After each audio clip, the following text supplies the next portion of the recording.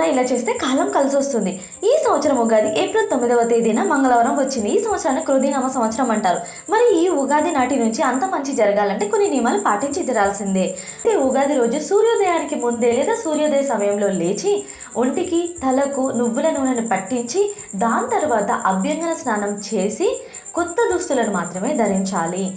తర్వాత కీర్తనలు స్తోత్రాలు చేస్తూ పూజను కూడా చేయాలి. ఉగాది రోజు వేపాకు తప్పనిసరిగా తినాలి. కేవలం వేపాకు తిన్నా పర్వాలేదు, లేదా షడ్రుచులతో కూడిన ఉగాది పచ్చడిని తిన్నా పర్వాలేదు. పంచాంగ శ్రవణ ఖచ్చితంగా వినాలి. చదవడం కంటే వినడం ఎంతో మంచిది. ఓ పండితుడు కానీ గురూజీ కానీ పంచాంగ శ్రవణం చదువుతున్నప్పుడు చక్కగా వింటే చాలా మంచిది. ఉగాది రోజున మీ ఇంటి దగ్గరలో ఓ చలివేంద్రాన్ని ఏర్పాటు చేయండి. ఇలా చేయలేకపోతే కనీసం మీ బాల్కనీలో ఒక చిన్న గిన్నెలో నీళ్లు నింపి పెట్టండి. పక్షులు దాహాన్ని తీర్చుకుంటాయి.